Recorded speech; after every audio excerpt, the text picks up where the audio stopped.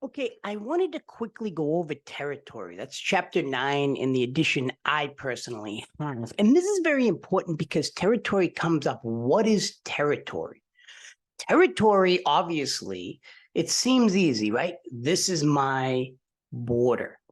But yet, at the same time, where's the border? This becomes a dispute, particularly when countries such as the former Soviet Union fall. So we see Azerbaijan and Armenia fighting for territory, right? Georgia versus Russia. Russia says this is the territory between us and Georgia. Georgia says no, this is the occupation, etc. So territory becomes somewhat gelatinous in this area.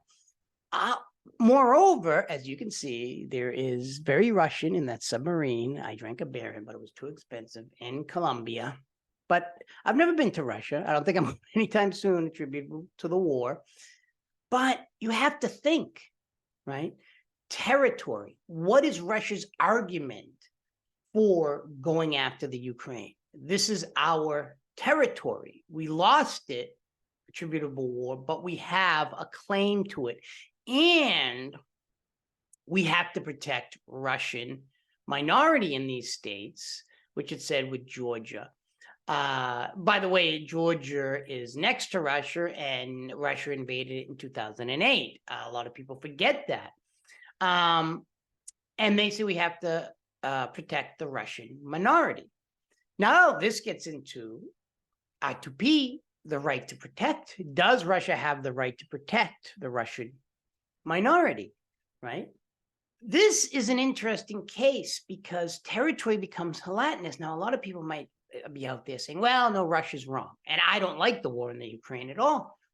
But the idea of territory is somewhat subjective to a certain degree. Think about it. Think about it. China says, hey, we're building islands in the middle of the South Chinese Sea and elsewhere. That all of a sudden extends their nautical mileage, which is quite interesting, because then that gets into the law of the sea, which is the next chapter. So does China have the right to just create islands? Can it make territory? I mean, this kind of changes the idea of territory. It has made the claim, that is China, that they are completely within the realms of international law. Then we say, no, you're not. Now we see Russia and China. Then you have to ask yourself, well, the United States was taken to the international court, now put up some supplemental research, because we were supporting an illegal war against Nicaragua. Paramilitaries, mining, the ports, of Corinto. I've been there in Nicaragua. And the argument is, like, you're going into other people's territory. We do this all the time. You know, if you look at the United States of America, goes in through the CIA and overthrows Allende in the early 1970s in Chile. But don't they have their right to territory? This gets kind of a little, suspect as well. Because wait, this is my territory, but I never invited you in. But then we install a dictator and say, oh, we did want the United States in, like Pinochet. So territory is an interesting concept. And the other idea, do people have the right to, say, build walls? Or what they're doing in Hungary, put up barbed wire, but then at the same time, that hurts people's rights. So you see this tension in the world of territory. On the one hand, you have, I have a sovereign right, but do you have the right to commit genocide, right? We have the right to protect. R2P. So, RT2P, right, to protect. People say it different ways. But regardless, like, we supported a man named Rios Montt in Guatemala, and he was committing genocide in Guatemala. It's statistically, I hate the word proven, but somewhat proven. So we all have, I think, powers in general, questionable behavior when it comes to territory. Then I was speaking of the world powers, basically, China, Russia, the United States. Well, look at the more regional idea of territory. after the Vietnamese kicked us out and we lost the war in Vietnam, again, we basically invaded Vietnam. That's their territory. So they kick us out, and then they go in and invade Cambodia, doing something similar that we did to them. This is the idea, is territory, we like to say the idea of territory sovereignty compliance, as you saw before in previous lectures, you have the right to your sovereignty. But to what extent? And this is what international law has to measure. So does Russia have the right, at least, to protect Russian minorities in the Ukraine? Now, don't forget, when we invaded Grenada, we used a similar excuse that there were medical students, probably big losers because they were studying in Grenada, no offense to the people in Grenada, so we had to go and protect these US citizens, and we invaded Grenada in the 1980s. There's a lot of issues with this. We during the 1980s, we bombed with NATO Serbia. We have a lot of Serbian students here. There's actually a good community here in Arizona. They didn't like the bombing, but our argument, that is the United States and our allies, was that Serbia, through Milosevic and others, were committing acts of genocide against the Muslims in Bosnia and Herzegovina and elsewhere. So do we have the right to bomb with NATO? Do we have the right to go into Libya? Now, I understand this is a little chaotic, right? I'm just bombing you with stuff. But the overall goal isn't to just understand, okay, Libya, we invaded Libya with NATO, but to what extent, and this is what you have to wrestle with, is territory just a impenetrable concept? So you look at Rwanda genocide, obviously the Holocaust, obviously all these horrible things. When does a state have a right to enter another state?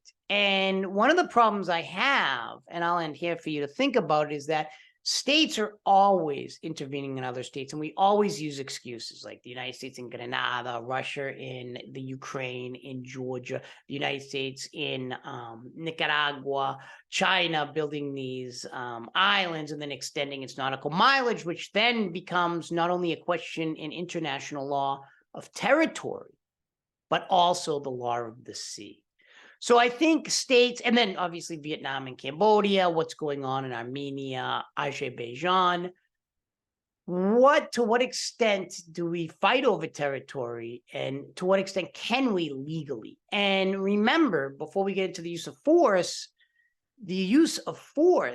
is basically only in self-defense. And the idea of self-determination, that is, a group says they have the right to rule themselves. But that's what the Vietnamese said. We have the right to our own elections, but the problem is the election showed Ho Chi Minh, who actually lived in Boston, was going to win. We didn't like that, so we went in and carpet bombed the country. Is that legal? And then when you get into the legality of it, like you hear things about, is Putin a war criminal? I always say Putin, like it's Spanish. That might be the case. Maybe he is, maybe he isn't. You're going to have to decide that for yourself. To what extent, right, are other people, like, is George Bush, who threw out the ball for the World Series of New York after 9/11, and then more recently with the Texas Rangers, is he a war criminal for these invasions of Afghanistan, Iraq, etc.?